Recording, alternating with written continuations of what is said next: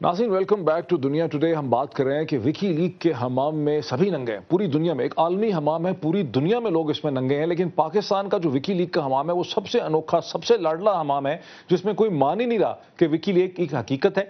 क्या करना चाहिए था, क्या प्रोटोकॉल्स होने चाहिए थे, क्या रेड लाइंस होनी चाहिए थी? जरा मैं बात करता हूं जनरल हमीद गुल साहब से, जो मेरे साथ रावलपिंडी से फोन लाइन के ऊपर है। जनरल साहब, आखिर क्या रेड लाइंस होनी चाहिए थी जिन्हें वायलेट किया गया? जी, बहुत से प्रोटोकॉल इसमें वायलेट हुए। देखें, जो खोखर साहब आपको बताएंगे कि जो फॉरेन ऑफिस के प्रोटोकॉल्स हैं कि ये जो जितने एम्बेसडर हैं उनकी मूवमेंट या जिन उन्होंने मिलना है, लेट्स से आर्मी चीफ से मिलना चाहते हैं तो फिर वो रिक्वेस्ट करेंगे, या आर्मी चीफ उनसे मिलना चाहते हैं तो फॉरेन ऑफिस के जरिए से ये रूट किया जाएगा।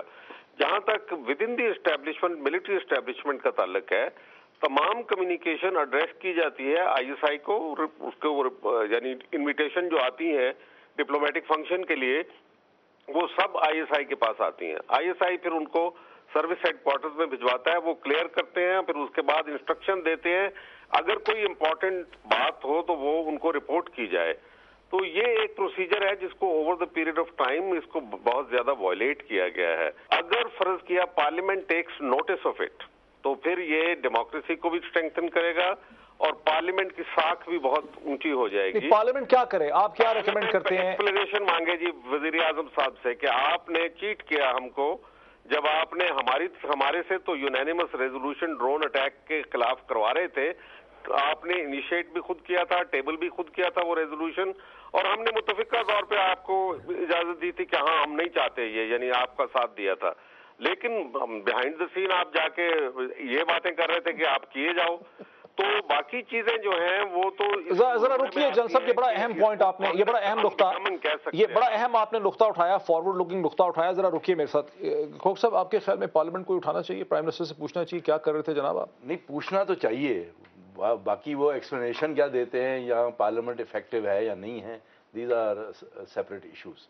मेरा सवाल ये है, देखिए जहाँ तक ड्रोन्स का ताल्लुक है, वो तो अमेरिकन इंटेलिजेंस कमेटी जो है सेनेट की, उसमें भी बहुत दफा किस्सा आ चुका है, और वो बार बार ये कह रहे हैं, अमेरिकन बार बार ये कह रहे हैं कि ये पाकिस्तान की कंसेंट से हो रहा है, पाकिस्तान की लीडरशिप की कंसेंट से हो रहा है।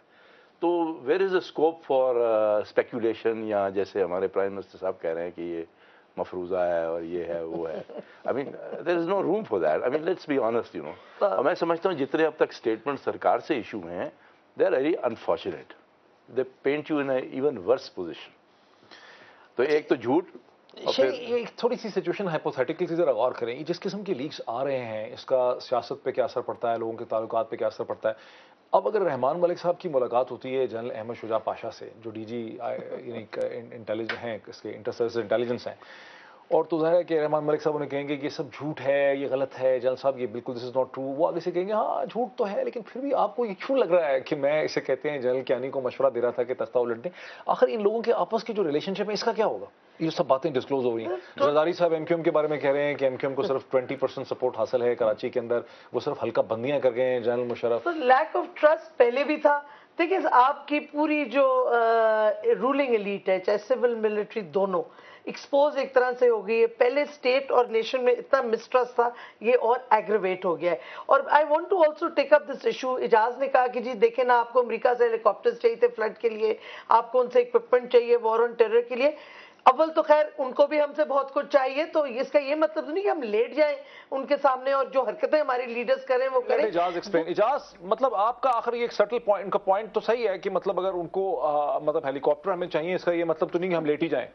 देखिए, पहली बात तो ये है कि जब मैंने ये चीज़ बयान की तो इससे मेरा ये हरगज़ मतलब नहीं था कि चूँकि आपको मुख्तलिफ़ किस्म की चीज़ें चाहिए इसलिए आप प्रोटोकॉल्स वायलेट करें। मेरी अपनी लिखाइयाँ जो हैं, तहरीरें इस बात की गमाज़ हैं कि मैंने हमेशा इस चीज़ की मुखालफत की है कि आप इस तरीके से जो है वो डील करें। मेरा तो हमेशा से ये ख्याल रहा है कि हमें दो इंतहाओं का रास्ता जो है वो कभी इख्तियार नहीं करना चाहिए। कि एक इंतहा तो ये है कि हम खड़े होकर कहते हैं कि सारी दुनिया से हमने चुमुखी लड़नी है, और दूसरी इंतहा ये है कि हम उनके सामने जाके लेट जाते हैं।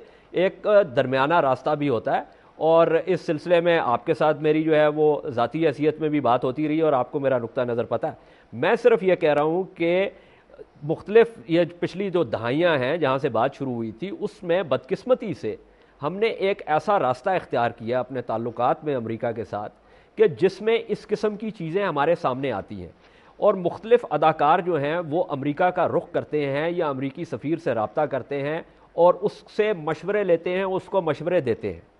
اب یہ لیکن اعجاز اس کی ایک بہت بڑی وجہ، ذرا تھوڑا سا اس بات کو آگے بڑھائیں کہ اس کی تھوڑی سی ایک بہت بڑی وجہ یہ ہے کہ جو مختلف ہمارے پولیٹیکل ایکٹرز ہیں، جو گورنمنٹ میں ہیں، جو اپوزیشن میں ہیں، جو فوج میں، یہ سب ایک دوسرے کے اوپر ٹرسٹ نہیں کرتے۔ جو حقیقت کی یہاں سچویشن سامنے آ رہی ہے کہ امریکن ایمبیسڈر جو ہے وہ ان سب کے درمیان ایک اینکر پرسن ہے، وہ ان سب کے درمیان میں ایک پلیٹ فارم ہے جس کے ذریعے یہ ایک دوسرے سے کمیونیکیٹ کر رہے ہیں۔ اور ہم دیکھتے ہیں کہ مارچ 2009 کا جو کرائسس ہے اسے این پیٹرسن کے گڈ آفیسرز ایورٹ کرتے ہیں، یہ بھی ایک حقیقت۔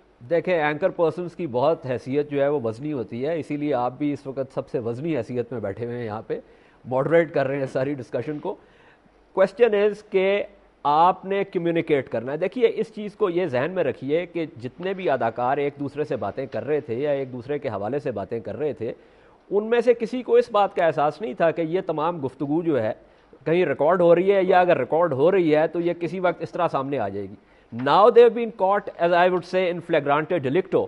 تو اب آپ کیا چاہ رہے ہیں کہ وہ لٹرلی کیا کہیں کہ جی ہاں یہ میں نے کہا تھا کہ جی 20% جو ہے وہ صرف ان کا، یا میں نے یہ کہا تھا کہ جی ISI کے DG جو ہیں وہ ڈی سٹیبلائز کرنے کی کوشش کر رہے ہیں۔ بین السطور ہمیں پتہ ہے یہ ساری باتیں جو ہیں بین السطور یہ حکومت کے مختلف نمائندے بھی کرتے رہے ہیں۔ پریزیڈنٹ صاحب نے بھی سندھ میں اپنی تقریر میں اشارہ کیا تھا ان قوتوں کی طرف کہ جو ان کو ڈی سٹیبلائز کرنے کی کوشش کرتے ہیں۔ اس کے علاوہ ان کے جو مختلف سپوکس پرسنز ہیں وہ بھی یہ بات کرتے رہے۔ صرف یہ ہے کہ جب آپس میں آپ ذاتی حیثیت میں بات کرتے ہیں تو اگر آپ نے کھل کے کوئی بات کر دی، وہ ریکارڈ ہو گئی اور وہ پھر بعد میں ریکارڈ جو ہے وہ منظر عام پہ آ گیا، تو ظاہر ہے اس میں کوئی شرمساری کا معاملہ جلسہ میں ہوگا۔ آپ کی طرف آ رہا ہوں۔ جلسہ مجھے یہ بتائیں کہ میں تھوڑا سا اس ڈسکشن کو آگے لے جاتا ہوں کہ یہ ہم سب کو پہلے سے پتا تھا کہ اسلام آباد میں امریکنز رن دا شو، امریکنز کال دا شاٹ، اور وہ ایک سینٹرل حیثیت یہاں پہ رکھتے ہیں۔ ہم جو اتنا یعنی شوق کا اظہار کر رہے ہیں، ہم جو اتنا بھرمی کا اظہار کر رہے ہیں، اس کی اخلاقی وجہ کیا بنتی ہے؟